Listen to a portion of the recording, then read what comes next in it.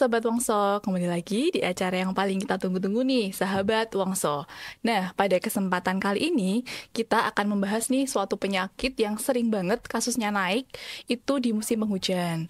Para moms, ibu-ibu muda, pasti mulai waspada kan, kalau musim hujan gini anaknya mulai nggak enak badan, demam tinggi. Apakah demam itu hanya batuk pilek biasa, atau ada indikasi ke penyakit yang lebih serius, seperti demam berdarah?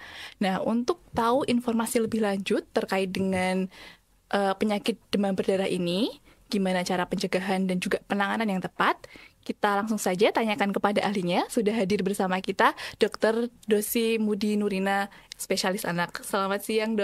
Selamat siang, Mbak Dian. Terima kasih, Dok, untuk kesempatannya berbincang dengan kami di sini. Jadi, Dok, gini, saat ini ya tren kasus DBD itu kan naik sekali, Dok.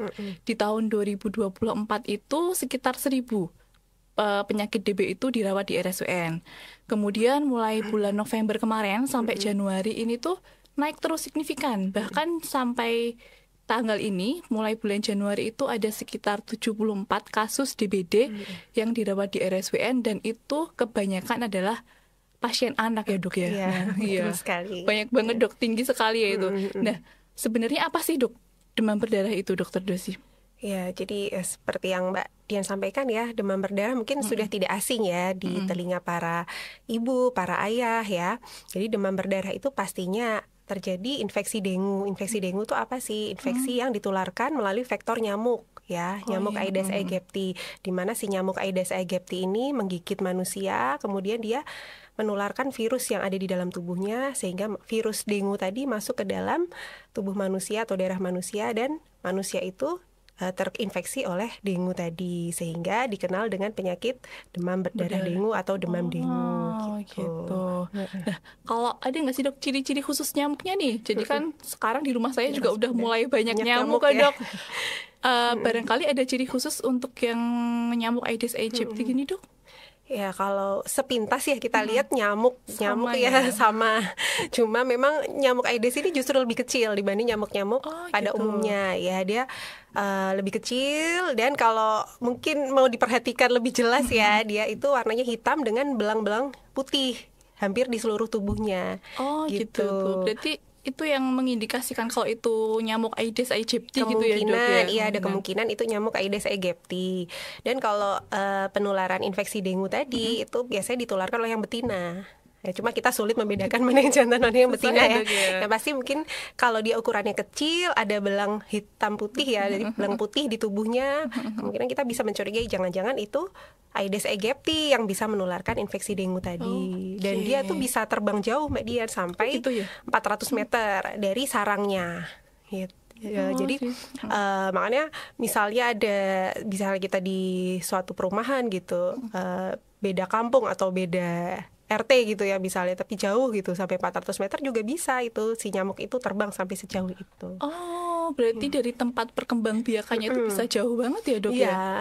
nggak cuma 10 meter, 50 meter, tapi bahkan sampai 400 meter. Oh, lumayan jauh juga ya, Dok ya? Bisa dari perumahan satu perumahan yang lain itu. Kalau tempat perkembangbiakannya sendiri itu, Dok? Nah, untuk tempat perkembangbiakannya yang pasti bukan di air kotor, justru dia di air bersih malahan, Mbak Dian.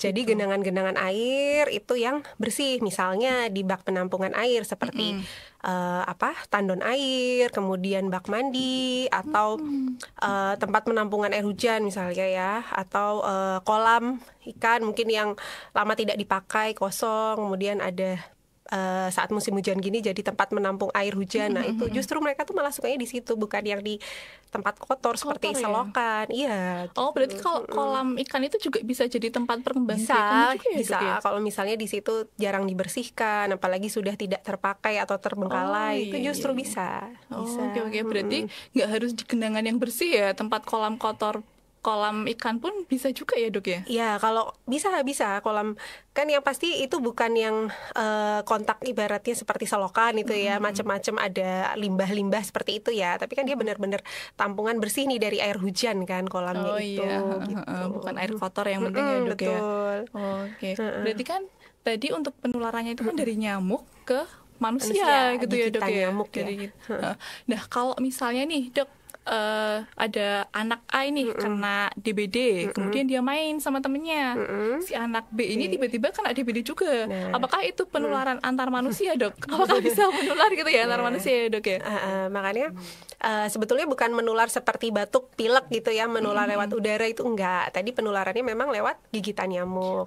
Nah, yang dimaksud misalnya tetangga sekitar. Biasanya kalau kita menanyakan ya tetangga sekitar atau keluarga ada nggak yang sedang menderita penyakit yang sama atau demam berdarah gitu. Nah, itu ya karena si nyamuk itu kan mungkin bersarang di sekitar tempat yang sama sehingga dan jika dia masih membawa si virus dengue itu tadi di dalam tubuhnya, jika dia menggigit tadi misalnya anak A, kemudian dia sakit demam dengue atau demam berdarah, kemudian menggigit teman lainnya yang B, yang C, selama dia masih membawa virus dengue itu tadi, dia akan ketularan juga gitu. Oh, berarti bukan antar manusianya ya, Dok ya, tapi ya, karena betul. nyamuknya Ya, tadi nyamuknya berada di tadi, sekitar situ karena si gitu nyamuk ya. ini yang membawa virusnya tadi. Oke, kalau antar manusia kan berarti nggak bisa menularkan, Dok. Enggak. Tapi kalau misalnya ibu hamil gitu, Dok, ibu hamil yang sedang hamil anaknya atau ibu menyusui, saat menyusui anaknya, ibunya itu terkena DBD, apakah bisa menularkan ke anaknya, Dok? Nah, kalau pada ibu hamil itu masih bisa menularkan virus dengunya. Jadi kan si ibu ini tergigit nyamuk tadi yang mengandung virus dengue di dalam tubuh si nyamuk tadi. Kemudian masuk ke dalam darah ibu. Nah, itu bisa ditularkan melalui aliran plasentanya. Sehingga si bayi ini nanti bisa mengalami namanya kongenital dengue ya, atau dengue kongenital. Jadi terinfeksi dengue tapi sejak dari dalam kandungan gitu. Bahaya nggak sih, Dok, itu untuk bayinya ya? Untuk bayinya. Jadi untuk si ibu sendiri bisa beresiko terjadinya kelahiran prematur ya, gitu, kemudian perdarahan juga bisa. Nah, ke bayinya sendiri juga tadi ya, kalau bayinya lahir prematur pastinya dia akan beresiko macam-macam ya, selain organnya belum matang, terus mungkin juga bisa ada perdarahan yang paling sebetulnya bervariatif, tidak selalu muncul gejala yang berat, tapi ada yang bergejala berat juga gitu, sampai misalnya muncul bintik-bintik seluruh tubuh gitu ya, merah seluruh tubuh, apalagi kan kita tahu neonatus atau bayi ya masih kurang dari 28 hari itu kan imunnya masih lemah, terkena virus dengue dari ibunya. Nah, itu makanya dia reaksinya lebih berat, tadi perdarahannya bisa bintik-bintik merah atau dikenal peteki ya kalau bahasa medisnya, itu bisa sampai seluruh tubuh. Kemudian itu tadi perdarahannya, kemudian bisa sampai terjadi masalah pernafasan atau tadi lahir prematur itu tadi. Oke, berarti salah satu gejalanya tadi tuh ada bintik-bintiknya gitu ya, Dok? Iya, jadi si virus itu masuk dalam darah si bayi dan nanti tergantung bagaimana sistem imun si bayi ini melawannya. Kadang cuma demam juga bisa, atau bahkan tidak muncul gejala sama sekali jika si bayi ini mungkin lahirnya cukup bulan dengan berat badan yang baik dan pemberian ASI cukup, bisa jadi. Biasanya sih kurang lebih untuk estimasi terkena tadi virus dalam darahnya sekitar 7 hari gitu. 7 hari pasca persalinan gitu ya, atau pasca lahiran itu ya. Oke, berarti tadi gejala dari DB itu sendiri kan ada demam berarti tadi ya, Dok ya, seperti yang sudah disebutkan, ada demam, ada peteki, selain itu ada apa lagi ya, Dok? Nah, banyak ya, apalagi kalau pada anak-anak itu mungkin kalau anak-anak lebih muda kita sulit mengenali ya, karena mereka belum bisa kita tanyai gejalanya. Kita sebagai orang tua yang mungkin melihat anak demam ya, demam, nah kita pantau dulu kan demamnya. Terus kalau tanda perdarahan tidak selalu muncul. Kalau sudah muncul malah itu memudahkan kita ya untuk mengenali bintik-bintik merah gitu ya. Terus yang paling banyak itu ada nyeri kepala ya, nyeri kepala, terus nyeri perut, muntah, nyeri sekitar bola mata ya. Cuma kalau anak-anak kan sulit ya.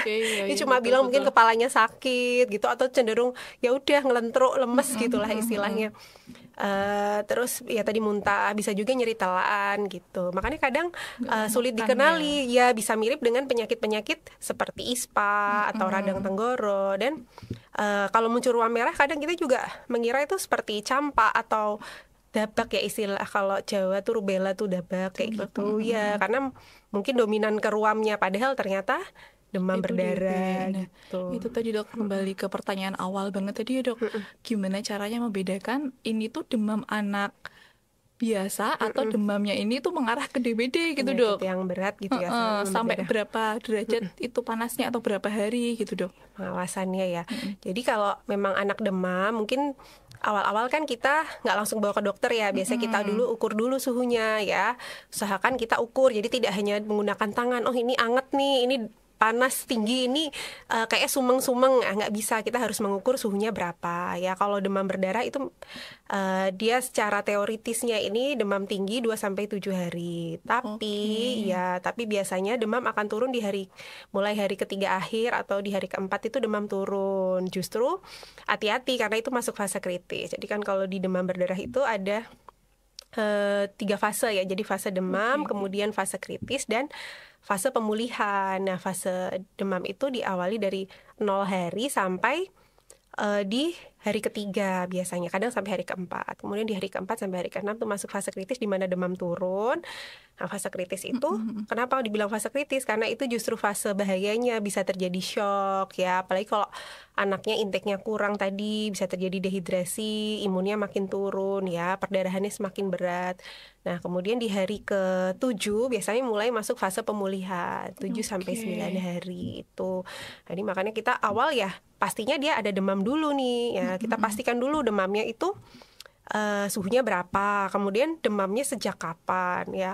Karena perhitungan demam tadi akan memudahkan kita untuk memilah ini anak masuk fase apa. Kita bisa mempertimbangkan pengulangan lab darahnya serial atau pemberian tata laksana selanjutnya kira-kira.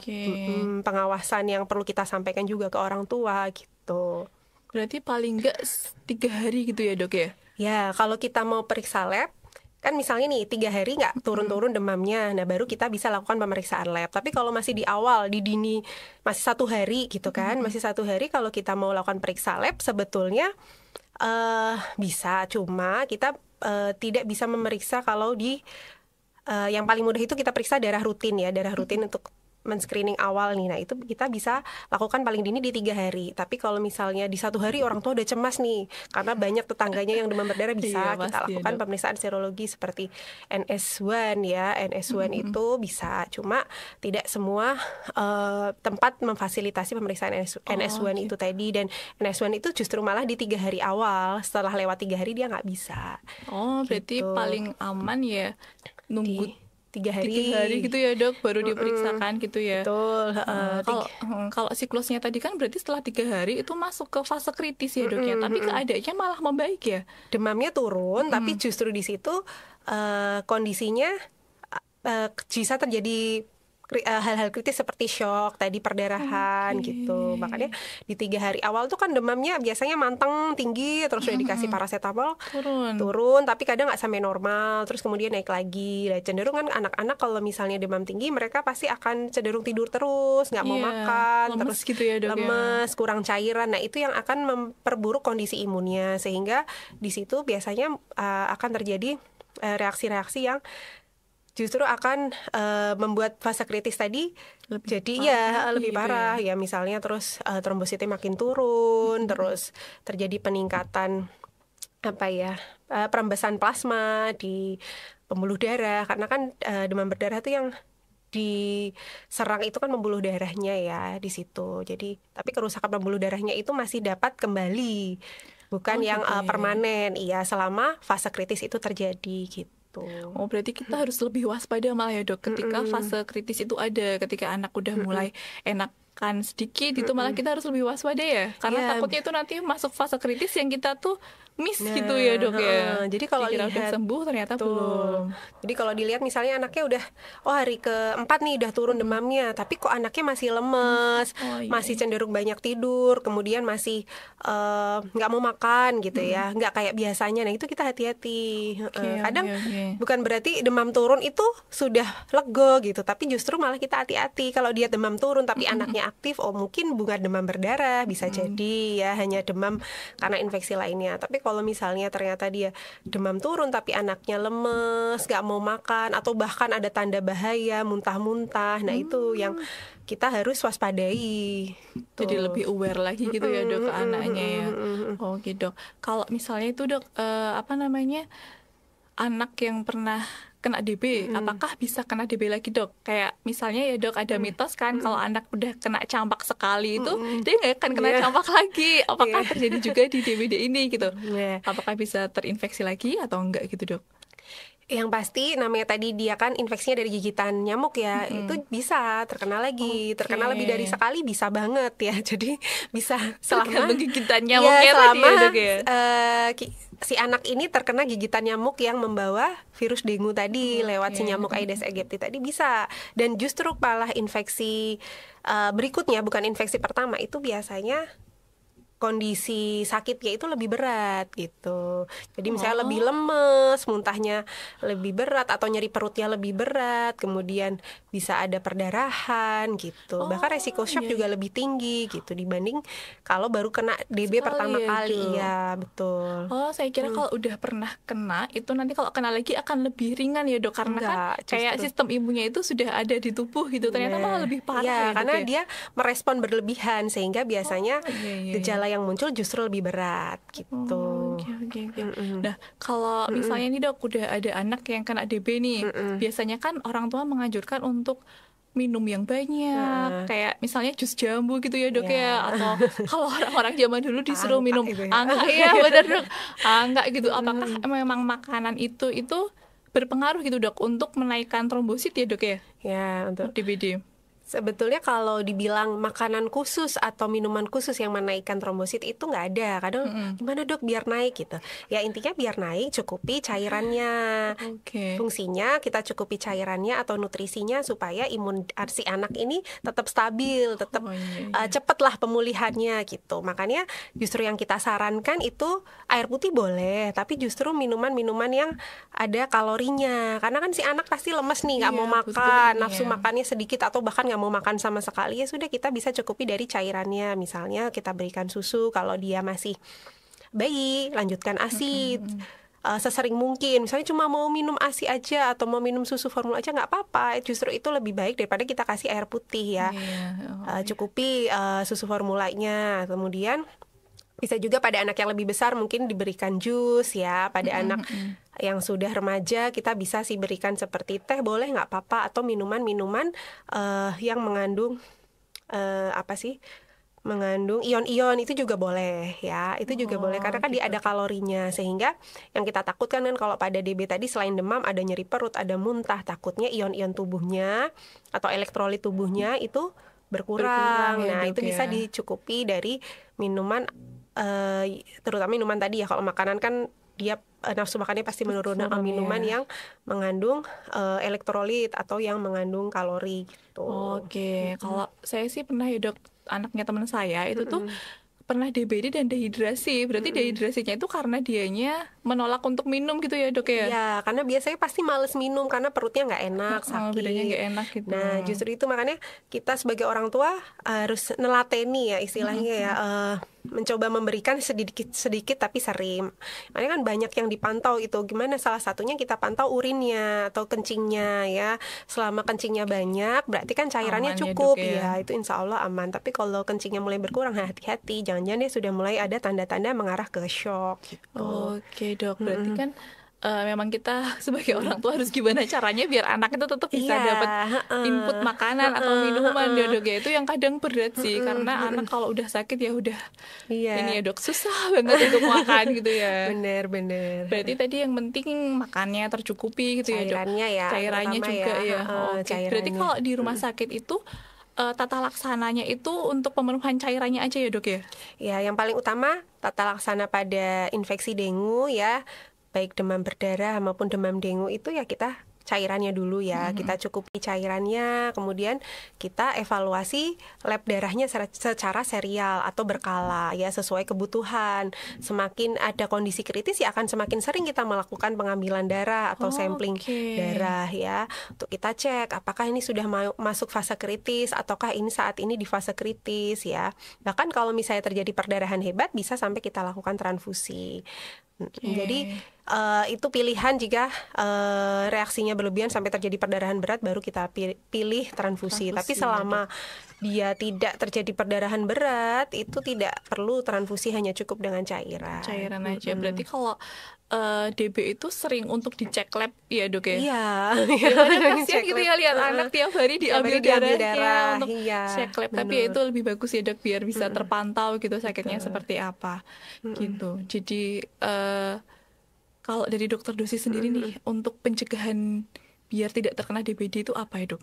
Nah, untuk pencegahannya ini ya yang paling penting ya sebelum terkena demam berdarah ya. Kan kita sudah sering mendengar istilah 3M plus tuh ya.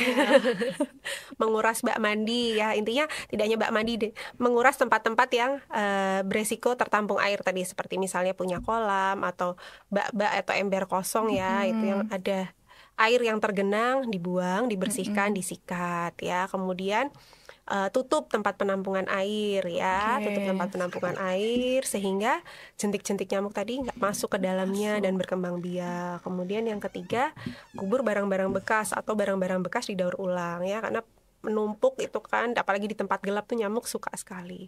Nah, terus kalau yang plusnya ya hindari gigitan nyamuk ya, hindari gigitan nyamuk sebisa mungkin.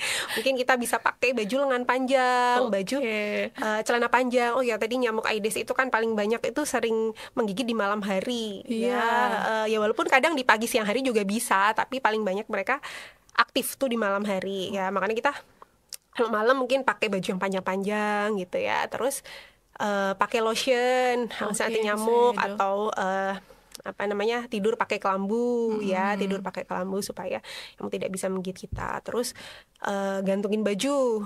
Nah, itu gantungin baju itu juga itu ya, apalagi ya di tempat-tempat yang gelap, bisa di gudang kayak gitu-gitu, mereka suka sekali bersarang di situ. Berarti bersarang di tempat yang gelap juga ya. Kan yang udah dewasanya ya. Kalau tadi kan jentik-jentik yang di air kan. Yang sudah dewasa mereka kan sembunyi di situ, di baju-baju yang mungkin baru sekali dipakai disanolin gitu ya. Terus gelap kan, mungkin ada barang-barang numpuk di gudang. Nah, itu mereka kan suka bersarang di sana ya kan. Bersarang di sana itu plus-plusnya tuh di situ ya. Kemudian yang kedua, nah yang paling penting ini vaksinasi ya, vaksinasi pemberian vaksinasi dengue saat ini kan sudah ada ya, cuma sayangnya memang baru diberikan minimal usia 6 tahun.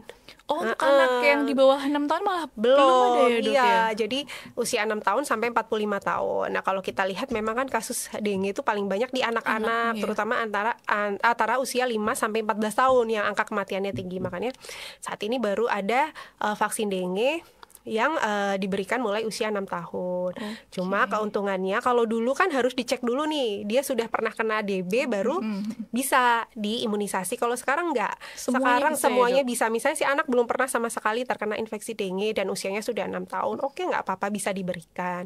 Pemberiannya 2 dosis dengan interval 3 bulan. Oke, berarti itu mudah untuk mengurangi ini ya, Dok. Penyakitnya TB-nya itu ke tubuh gitu ya. Ya, jadi kalau misalnya itu ya fungsi vaksinasi ya supaya misal pun nanti kita terkena itu tidak sampai yang berat atau sampai yang shock gitu ya, karena sudah terbentuk imun atau antibodi sebelumnya gitu ya. Dan kalau misal kita sudah terkena DB duluan nih, belum vaksin ya, itu juga nggak bisa langsung, tunggu dulu 3 bulan setelah terkena infeksi demam berdarah itu atau dengue tadi. Nggak bisa langsung karena kan masih ada sistem imun kita kan masih ibaratnya mengenali proses tadi ya, bisa sakit DB tadi. Jadi biar stabil dulu baru nanti setelah 3 bulan diberikan vaksin ini. Informasi yang menarik banget itu buat kami gitu. Cuma sayangnya belum ditanggung oleh pemerintah. Jadi itu masih vaksin tambahan. Jadi masih agak lumayan mahal ya, Dok. Iya. Ini di RSUN sudah ada. Ya. Jadi yang mau vaksin bisa langsung ke RSUN. Bisa. Terakhir, Dok, ada ini nggak pesan-pesan untuk sobat RSUN di sana terkait dengan penyakit DBD ini, Dok? Oke, ya. Jadi untuk sahabat Wongso semua, hati-hati ya, saat ini kita sedang masuk ke musim penghujan, di mana kita tahu bahwa infeksi dengue atau demam berdarah ini sedang naik-naiknya ya. Jika tindakan paling tepat yaitu mencegah tadi ya dengan 3M+. Tapi apabila anak kita sudah mengalami atau ada gejala mengarah apakah demam berdarah atau tidak, kita pantau dulu suhunya dan demamnya. Apabila demam tinggi 3 hari, baiknya segera ke rumah sakit atau bertemu dengan dokter untuk kita lakukan pemeriksaan laborat. Dan pantau tanda bahaya yang muncul ya, misalnya demam disertai nyeri perut, demam disertai muntah terus-menerus, demam disertai kejang, demam disertai kencing yang berkurang, atau kaki tangannya dingin, atau terjadi perdarahan, misalnya bintik-bintik merah, mimisan, gusi berdarah ya, atau anak cenderung ngelentuk atau tidur, segera ke rumah sakit. Jangan-jangan sudah ada tanda kegawatan dan perlu rawat inap seperti itu. Dan bisa juga dilengkapi dengan pemberian vaksinasi jika anak sudah minimal usia 6 tahun untuk mencegah infeksi dengue. Gitu, sahabat Wongso.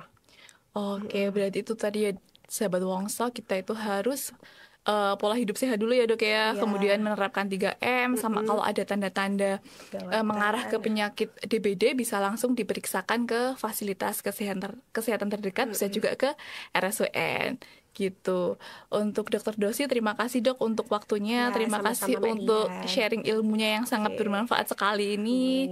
Untuk Sobat RSUN, jangan lupa untuk subscribe, like, dan komen di channel YouTube kita RSUN TV. Sampai ketemu lagi di episode-episode berikutnya. Selamat siang, salam sehat. Terima kasih dok. Iya, sama-sama.